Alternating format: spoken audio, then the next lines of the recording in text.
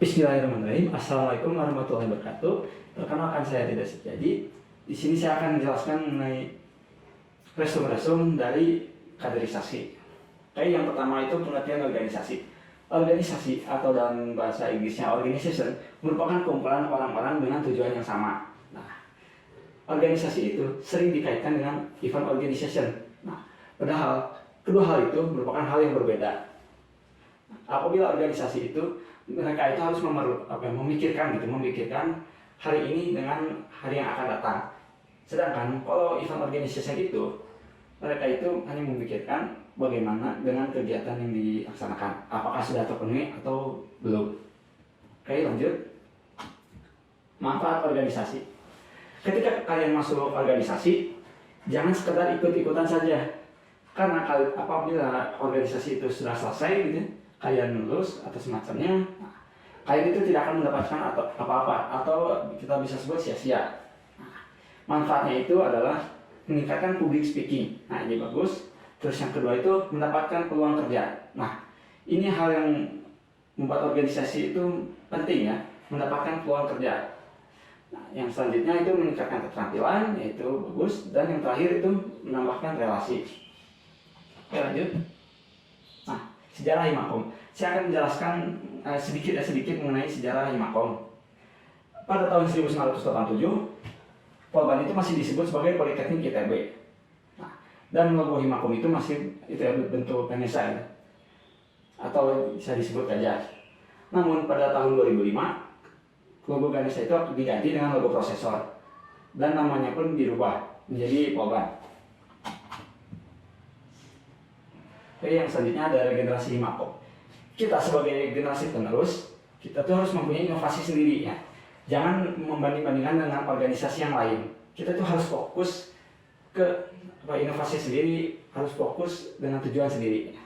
Oke, yang pertama itu untuk regenerasi Himakom, kita itu harus mendefinisikan visi, misi, dan proker. Di setiap poin-poin visi atau misi itu tuh harus memiliki arti ya. Jangan asal tulis, jangan asal ketik, dan jangan pikir ketiga itu tuh hanya formalitas ya, jangan. Terus yang kedua, kepemimpinan. Untuk kepemimpinan, kalian itu semua orang dalam organisasi itu harus memiliki kepemimpinan, baik ketua ataupun anggota. Yang ketiga, budaya dan nilai.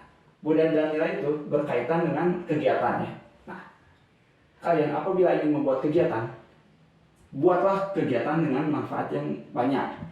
Jangan buat kegiatan yang nggak ada manfaat sama sekali. Oke, selanjutnya perbanyak diskusi. Buat organisasi itu senyaman mungkin atau sedinamis mungkin. Oke, yang terakhir itu buat brainstorming. Brainstorming itu biasanya itu merupakan kayak mind map gitu ya, apa saja yang diperlukan, kebutuhan, dan lain semacamnya. Oke, lanjut. Nah, relevansi organisasi di era saat ini ya.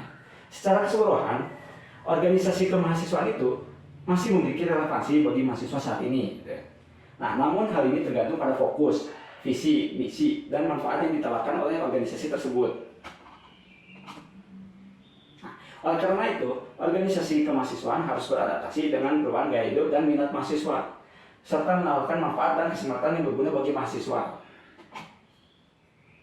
Hal ini dapat dilakukan melalui pengembangan program yang memadai, transparansi dan akuntabilitas yang tinggi, dan memastikan bahwa organisasi tersebut memenuhi kebutuhan dan harapan mahasiswa. Oke, lanjut. Di sini saya akan menjelaskan mengenai pengertian MPA. MPA Himakom Polban adalah lembaga legislatif dan yudikatif yang memiliki kekuasaan tertinggi dan merupakan representasi seluruh anggota Himakom Polban. MPA itu memiliki 5 fungsi ya. 5 fungsi. Yang pertama itu ada fungsi aspirasi, atau kita bisa sebut untuk ini yang menyampaikan aspirasi, kritik, dan saran dari para anggota Himakom. Terus selanjutnya ada fungsi legislatif legislasi yang membuat produk hukum atau peraturan dan undang-undang. Terus ada fungsi yudikasi yang bertujuan untuk memutus perkara, persidangan, dan menegak hukum dengan adil. Terus ada fungsi mediasi yang bertujuan untuk penengah dari suatu ini ya, suatu penyelesaian konflik yang timbul dari hima korban. Dan yang terakhir ada fungsi pengawasan yang bertugas untuk mengawasi seluruh kegiatan yang dilakukan oleh badan eksekutif hima korban. Oke, lanjut. Di dalam MPA itu terdapat sidang-sidangnya, dan sidang-sidang itu ada tiga. Yang pertama itu ada sidang paripurna, yang kedua ada sidang umum, dan yang terakhir ada sidang istimewa. Oke, di sini akan menjelaskan mengenai badan eksekutif ya. Nah, jadi badan eksekutif itu merupakan suatu badan ya, badan yang menghimpun anggota hima korban sebagai wadah untuk menyalurkan dan mengembangkan minat dan bakat. Nah, lanjut, kita akan menjelaskan mengenai pengertian birokrasi ya, sebelum menjelaskan birokrasi lainnya. Jadi birokrasi itu merupakan sistem administrasi yang terstruktur dalam sistem hierarki yang jelas, dilakukan dengan aturan tertentu. Nah, di sini saya akan menjelaskan mengenai birokrasi ADKES ya. ADKES atau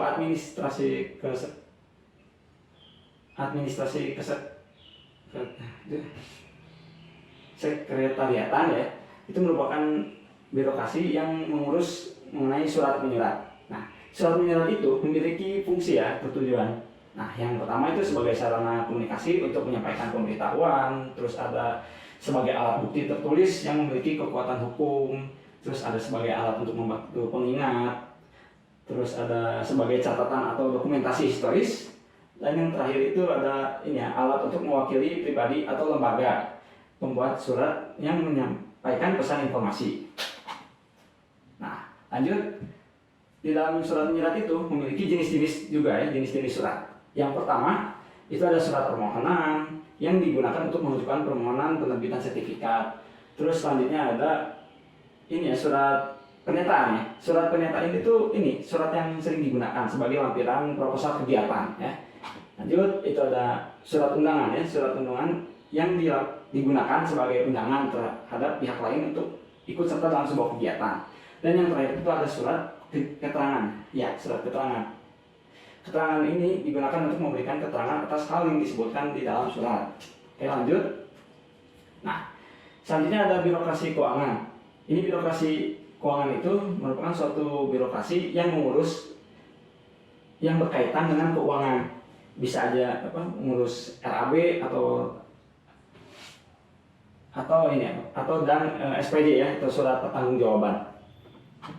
Dan yang terakhir itu ada birokrasi sertifikat. Nah, birokrasi sertifikat itu suatu birokrasi yang mengurus yang berkaitan dengan sertifikasi. Nah, saat mengajukan sertifikasi atau sertifikat, terdapat suatu tahapan-tahapannya. Yang pertama itu kalian harus membuat surat pengajuan permohonan pembuatan sertifikat. Terus selanjutnya kalian harus mengirim desain si sertifikat tersebut. Kalian bisa formatnya merupakan Corel, Photoshop, atau Illustrator, atau kalian juga bisa bentuk Canva ya. Nah, dan yang terakhir itu kalian kirim data penerima dalam bentuk Excel. Nah, kolom itu bisa berupa nama sertifikat, nama lengkap, NIM, jabatan, dan sebagai peserta, narasumber, panitia, dan lain sebagainya.